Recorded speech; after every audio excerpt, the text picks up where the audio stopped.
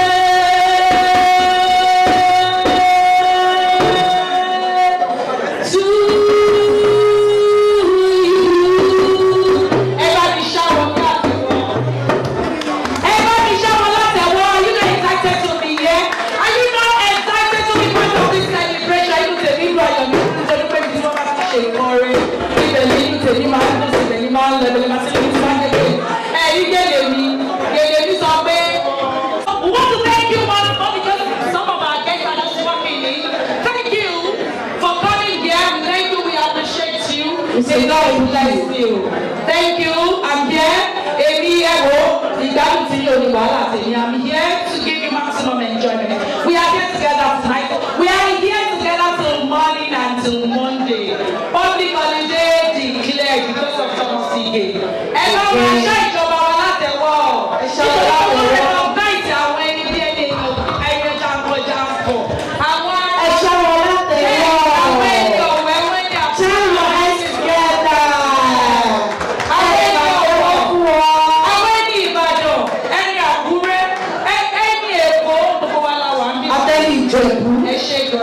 Thank you so much. You can have this.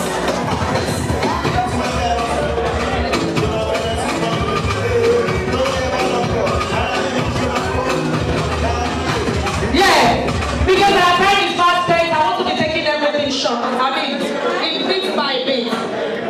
Now, 60 age for 20 apart. Please permit me to invite Mrs. Bamidele Ode. Yeah. A round of applause for her, please. I'm trying to run up in there. I want you to say something. Come on, stop. Tell us what you know about Mr. Thomas Ige. Mr. Ige, I've known him for over 20 years. So if you ask me to say something about him, I will do a shade you. So I don't want to be part of those people that will talk about him. I will enjoy. My sisters are winking to me that are enjoying. Thanks. Good evening, ladies and gentlemen, boys and girls. You are all welcome to this wonderful party. Yes. This evening,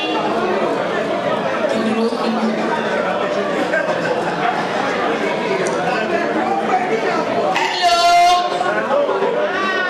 Are you all with me?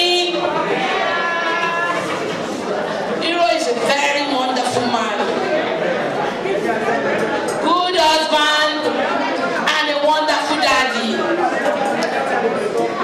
This evening, I want us all to spend with me Hero, who will start by the alphabet H. Are you all with me? Oh my God.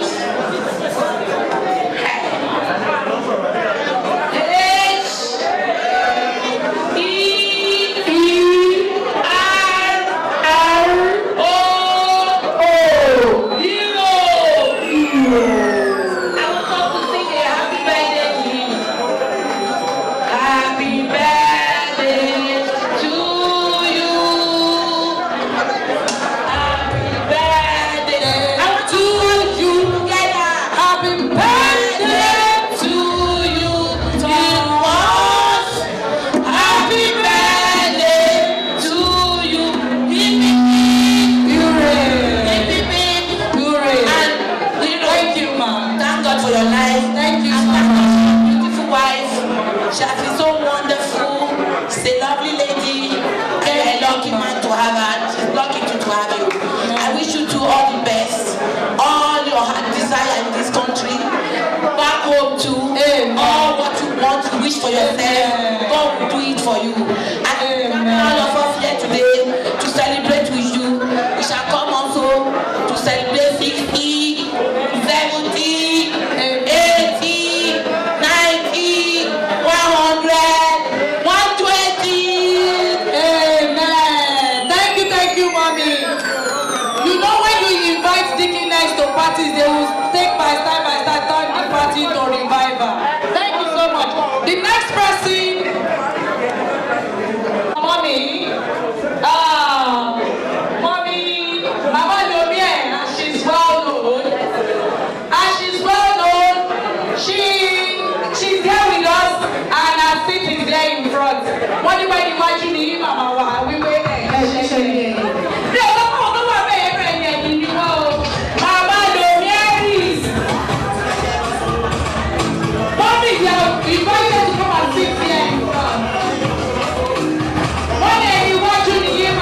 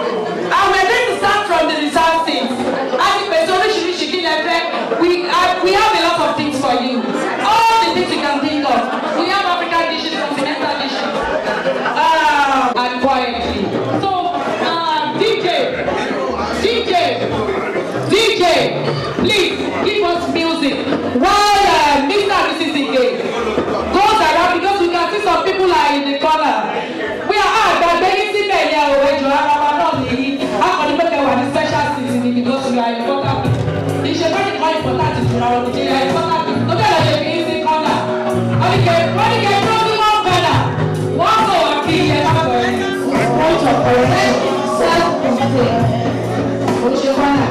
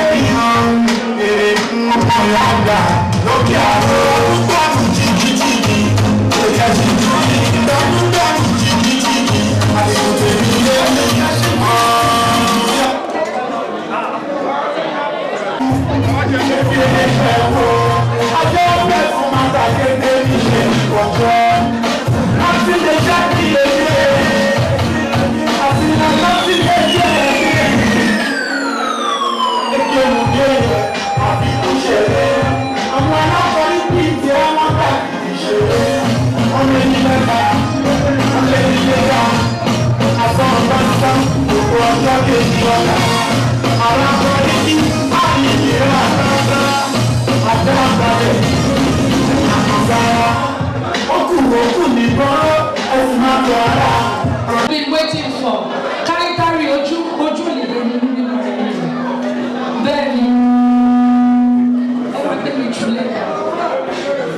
This is the moment we've been waiting for. There is no way we can celebrate birthday without cutting the cake.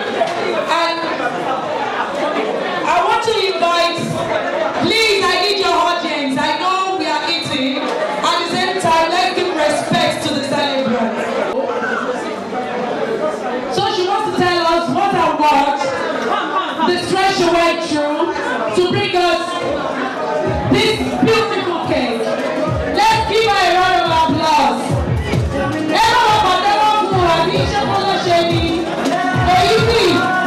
Mrs. Opanege Bukola and Sotosh baby.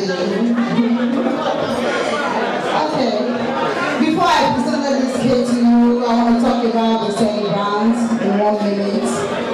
He's a man, he's a wonderful man, very gentleman and a kind-hearted man. And I'm blessed God for his life because it's not easy to be kept. Thank God for where he's coming from, where he lives and where God is taking him to. Thank God for his beautiful wife and his children. This beautiful cake was made by me. And inside it, we have flour, sugar, vanilla, prosperity, long life, more money, and many more years to celebrate. Right now, I'm going to invite the celebrants to the table to come and cut the cake. With his beautiful wife and his children at the same time. Yeah.